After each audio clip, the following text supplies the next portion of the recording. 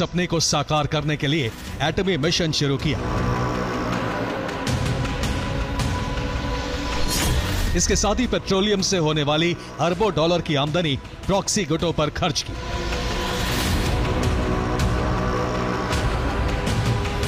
लेकिन ईरान के विस्तार को अरब के कई देश अपने लिए खतरा मानते हैं और इसीलिए वो अमेरिका और इजराइल के समर्थक हैं।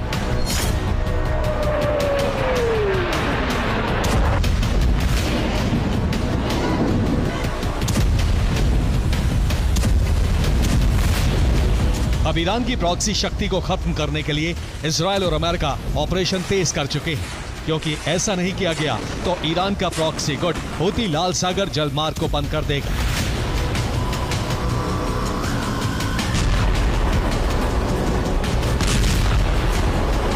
आठ से 10 जुलाई के बीच हूती ने लाल सागर में आतंक के ऐसे दृश्य दिखाए हैं जिससे दुनिया भर की शिपिंग इंडस्ट्री खौफ में है।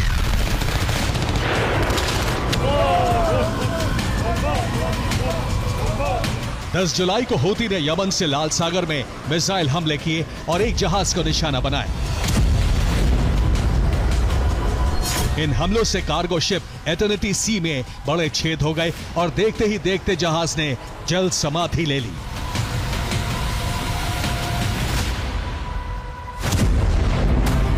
बीते 2 दिन में हूती 2 जहाजों को डुबा चुका है।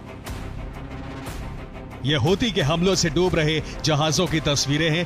हूती के लड़ाकों ने पहले लाइबेरियाई झंडे वाले मैजिक सीज में विस्फोटक लगाकर उसे नष्ट किया। उसके बाद एटर्निटी सी जहाज पर मिसाइल हमले किए।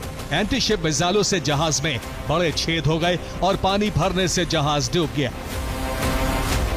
हूती ने लगातार 2 जहाजों को डुबाकर यह बता दिया है कि वो जब चाहे तब लाल सागर में शिपिंग इंडस्ट्री पर प्रतिबंध लगा सकता है। हूती को रोकने के लिए ईयू को ऑपरेशन स्पाइट्स भी चल रहा है, लेकिन बीते 2 दिन से ईयू सेनाएं भी हूती को रोकने में नाकाम रही। तो हूती आतंक फैलाने के लिए लाल सागर में 2 दिन में 2 जहाजों को डुबो चुका है। 9 जुलाई को हूती ने लाइबेरिया की ओनरशिप वाले मैजिक सीज को निशाना बनाया। इसके बाद 10 जुलाई को एटर्निटी सी पर हमला किया, जिसे पहले ही बंधक बना लिया गया था। एटर्निटी जहाज पर 25 क्रू सदस्य सवार थे। हूती के हमले में 9 जुलाई को 3 नाविकों की मौत हुई थी। 10 जुलाई को हूती ने एटर्निटी सी के क्रू सदस्यों का अपहरण कर लिया। हालांकि यूरोपियन यूनियन नेवल मिशन ने कहा है कि 3 क्रू सदस्यों को रिहा करा लिया गया है।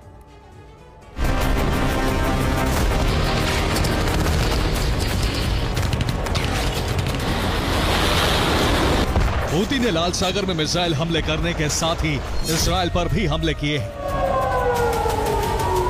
10 जुलाई की सुबह 5:28 पर हूती के मिसाइल तेल अवीव के आसमान पर पहुंची और एयर रेड अलर्ट के सायरन गूंजने लगे। हालांकि इजराइल का दावा है कि हूती के मिसाइल को हवा में ही नष्ट कर दिया गया। रिपोर्ट यह है कि अब इजराइल और अमेरिका मिलकर अरब में सभी ईरानी प्रॉक्सी नष्ट करने का ऑपरेशन शुरू कर चुके हैं।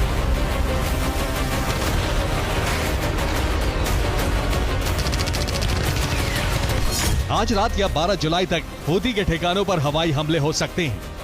इजराइल यूएस की वायुसेना यमन में ऑपरेशन चला सकती है।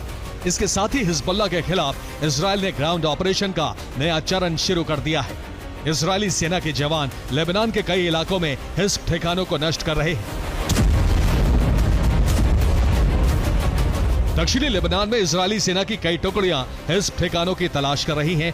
हिजबुल्लाह के हथियार गोदाम और लॉन्च साइटों को बारूद लगाकर नष्ट किया जा रहा है। जबाल बलात रिज और लबोने में इजरायली सेना का ग्राउंड ऑपरेशन जारी है। दक्षिणी लेबनान में हिजबुल्लाह की वापसी को रोकने के लिए इजराइल की 2 ब्रिगेड ऑपरेशन चला रही है। पहली ब्रिगेड है 300वीं बराम रीजनल ब्रिगेड और दूसरी है औदिद रिजर्विस्ट ब्रिगेड। बराम ब्रिगेड ने जबाल बलात रिज पर हिजबुल्लाह के एक वेपन कंपाउंड को तबाह कर दिया। औदिद ब्रिगेड ने लबोने में हिजबुल्लाह का अंडरग्राउंड हथियार गोदाम उड़ा दिया। इसके साथ ही इजराइल की लेबनान सरकार से भी हिजबुल्लाह को हथियार विहीन करने पर चर्चा चल रही है।